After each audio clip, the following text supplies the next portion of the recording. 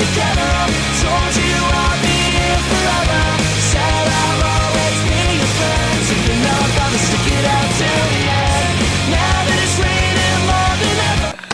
Alright, part 2 of Half-Blood Prince critiques. Let's go. Alright, the Golden Trio in this movie, their acting has gotten so much better.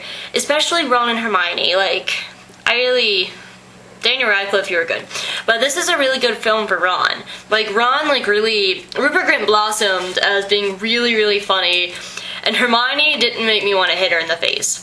Because in the past few movies, Emma Watson was such an indicative actor.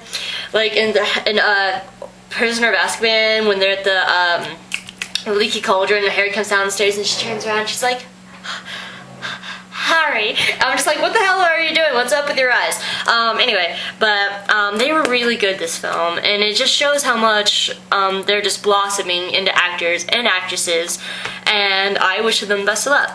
The Felix Felicis scene just cracked me up because, alright, Harry is not one of my favorite characters. He's actually down there, and I kind of hate Harry sometimes because we're with him the entire time in all 7 books and you never leave Harry. And Harry's such an asshole. He just is. He's like a real big jerk face. And the Felix Felicis scene just was like the key and the cherry on top of him just being a jerk face. But I really love that scene because even when Hagrid's bawling his eyes out, he's just like, spiders. So yeah. WTF with the Weasley's house being blown up. I knew the Weasley's house was gonna be blown up in this film. I knew it. I knew I had read about it, I'd heard about it, it's in the trailers. I knew there was gonna be a fight at the Weasley's house. But I totally thought there was gonna be a part in, the movie, next scene they'd be like, oh, the Weasleys are staying with so-and-so and they're currently rebuilding their house, something like that. But no, it's up, we blew up your house, bye guys, and that's it. You don't ever go back to it. They don't actually ever mention it and stuff like that. And I just think it's a really cheap cop-out because you don't want to have a wedding in movie 7. And speaking of that, there's no Bill. They haven't introduced Bill, so where the hell are they gonna go find a wedding and stuff?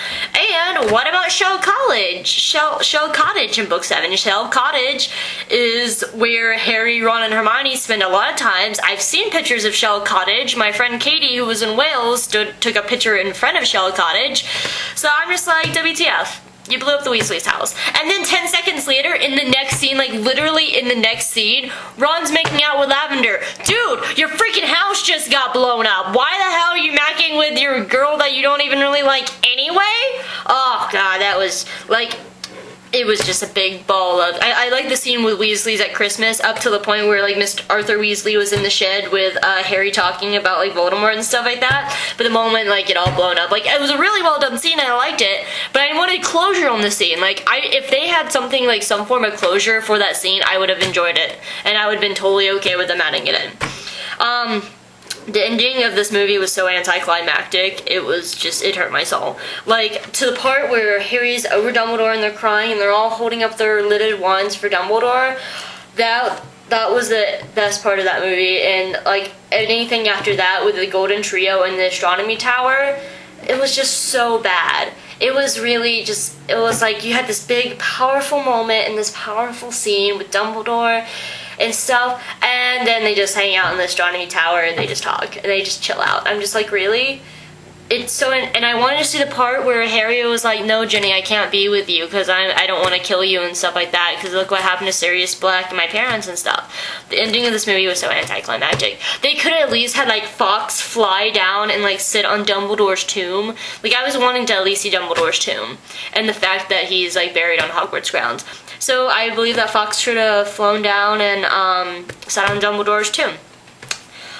Did anybody else other than me and Kara start singing Harry and the Potters in their heads during the part where they're holding up their wands? Because I totally did. I totally started singing, Dumbledore will fight for you tonight. Dumbledore will fight for you tonight. And our hearts will never let you die. I started singing and I could hear Kara kind of singing beside me. Alright, time check. Sorry guys. Alright, we're good. Dame Maggie Smith, who plays McGonagall, is looking really old. It kind of scares me. Like, it really does, because I really like Dame Maggie Smith. I think she's brilliant, and she's a wonderful actress. And she's looking really old in this movie, and she has to fight in movie 7. Like, in the books, McGonagall is sticking desks on Death Eaters. And it's really scaring me how old Dame Maggie Smith is looking. Anyway, this movie was really funny. Like, the comedy in this movie was, like, really, really good. And, like, I mentioned earlier, like, Rupert Grint as being a really funny actor is coming through. And just it was witty and it was playful, and which was really nice because the end is so heavy that it needed to be witty and playful up to the point to the end. And it was a really, really, really nice balance. Like, this movie was funny. I really liked it. Neville, there is so little of you, and you were a busboy, and Neville, it's okay, you're gonna be really Banff in book 7. So just wait, I was really, really sad. Time check, because this next part's a big one. Okay, good. I'm sorry I keep doing time checks. So I was driving home with Tyler after the movie, and she made a comment about how most fan fiction shippers got their fill in that movie. A shipper, if you don't know, stands for relationships, and it's like character relationships, and they all got their fill. Because Harry and Hermione got a lot of screen time together, and they were like touching and cuddling, so the Harmony shippers got a fill. Ron and Harry shippers got their fill when Ron was on the love potion and he jumped on bed with Daniel Radcliffe and he was like cuddling him and stuff. That was one. Draco Snape shippers got their fill, especially, and it was actually one of my favorite parts of the movie is when they're walking down the hall and Draco's like, I don't need you to protect me, and like Snape slams him to the wall. Like, usually, like, you can tell when people are acting, they kind of like hold back. No, Alan Rickman freaking threw Tom Felton into a wall, and I was like, I was touching myself a little bit. It was so hot. Snarry fans got their fill. Snarry is Snape and Harry. Like, when they're in Astronomy Tower and Snape comes out of the shadows and he has his one pointing at Harry and he's just like, shh. And I was like, oh my god, he's gonna rape Harry. And then Draco Harry fans got their fill on the train. Like, when Harry's like, Petrificus Totalis under the invisibility cloak, and like Draco like pulls down the blinds to hide. I was like, oh my god, yes, please make out with your faces. So yeah, and a little bit of snooping, which is, I love Snoopin', and Snape and Lupin, they're my favorite ship. They're my OTP. And like, when you could kind of argue that like, Lupin was arguing in Snape's half, he's like, Snape is good, blah, I hate David Thewlis, I want to punch him in the face.